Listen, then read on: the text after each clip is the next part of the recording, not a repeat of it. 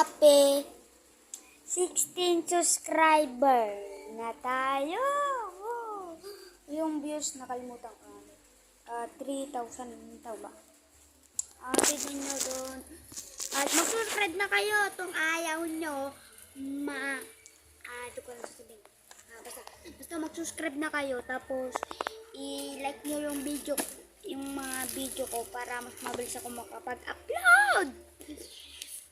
Kasi pag nag-like kayo,